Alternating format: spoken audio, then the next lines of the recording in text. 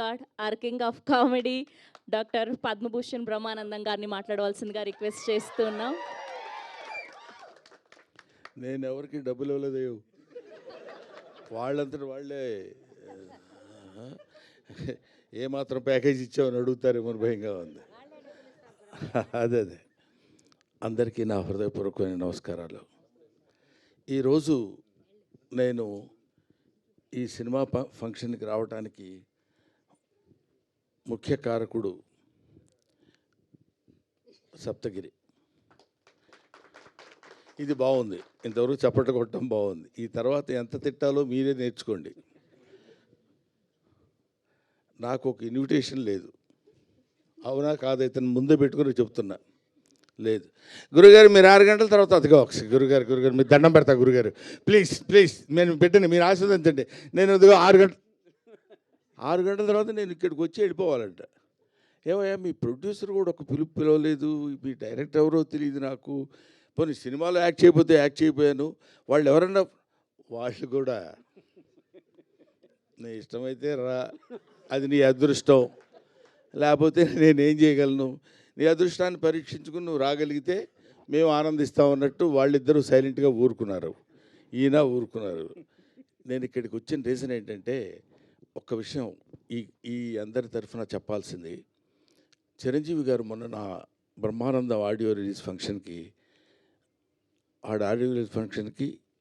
తన ఇన్విటేషన్ ఎందుకురా నాకు, నేనే వస్తాను అని చెప్పి వచ్చాడు ఆయన. మనం పెద్దవాళ్ళ దగ్గర నుంచి నేర్చుకోవాల్సినటువంటి విషయాలు చాలా ఉన్నాయంటానికి అందులో ఒక విషయం అది రీసెంట్గా నేర్చుకున్నాను. కాబట్టి తమ్ముడు సినిమా కంటే హాస్యనటుడి సినిమా సక్సెస్ కావాలనే కోరికతోటి నేను ఇక్కడికి వచ్చాను.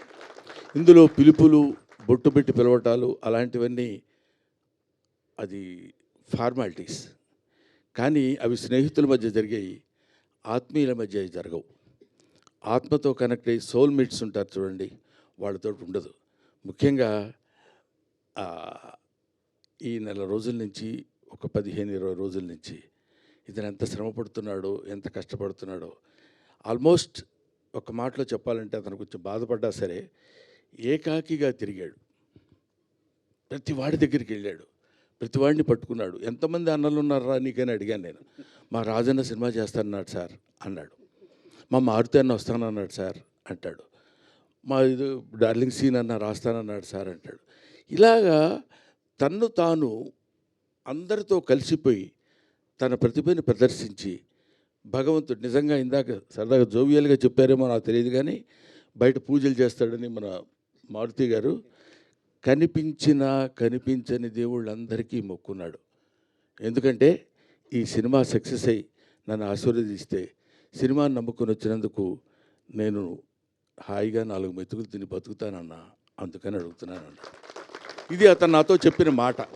ఈ మాట నేను మీతో పంచుకోవాలి.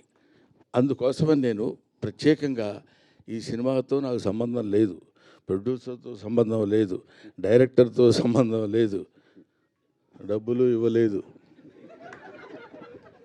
అయినా సరే నేను ఒక హాస్యనటుడు ఎప్పుడు ఒంటరి అవ్వకూడదు. ఎవరైనా ఒంటరిగా ఉండొచ్చు.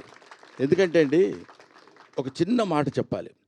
తెల్లవారు లేస్తే మిగతా హీరోలందరూ, హీరోయిన్స్ అంతా ఎలా ఉంటారో నాకు తెలియదు, విలన్స్ ఎలా ఉంటారో తెలియదు, కానీ కమెడియన్స్ మాత్రం మిమ్మల్ని ఎలా నవ్వించాలి, మామూలుగా ఉన్న ఫేస్ కూడా వికృతంగా పెట్టడానికి ట్రై చేస్తాం.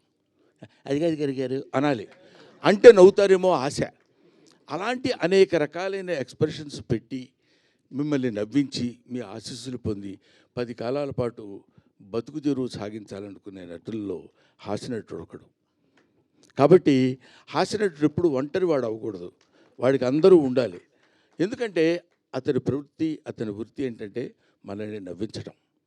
అటువంటి పవిత్రమైన పనులు చేసేటువంటి వాళ్ళని హాస్యనటులు అంటారు. కాబట్టి మాతృదేవోభవ, పితృదేవోభవ, ఆచార్య దేవోభవ, హాస్యనట దేవోభవ. Thank you very much.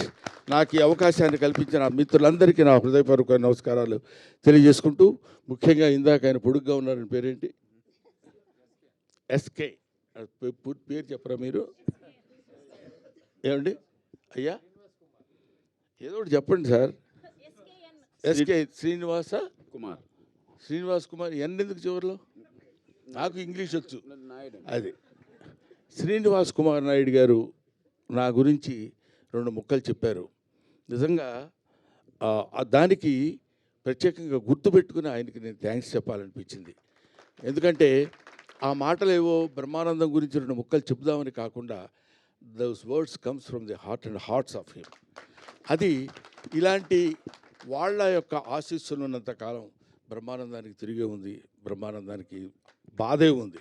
ఒకటి ముఖ్యంగా ఈ సినిమాలో నాకు తను ట్రైలర్ పంపించాడు. ట్రైలర్ పంపించినప్పుడు చూస్తే మా అప్ప ఉంది అక్కడ.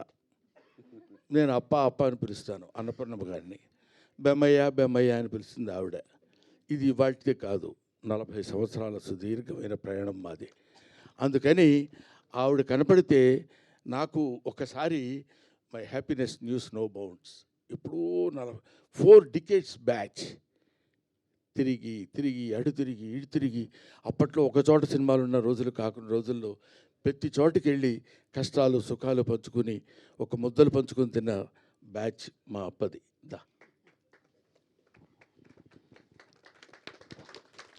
ఇప్పుడు తలకి రంగేయటం మానేసింది, కానీ ఒకప్పుడు అబ్బు. థ్యాంక్ యూ నాన్న, thank you very much. I wish you all the best. Pellikani Prasad మంచి హిట్ చేసి మంచి హాస్యనటునికి మంచి జీవితాన్ని ఇవ్వమని మనస్ఫూర్తిగా కోరుకుంటూ సెలవు తీసుకుంటాం. Thank you.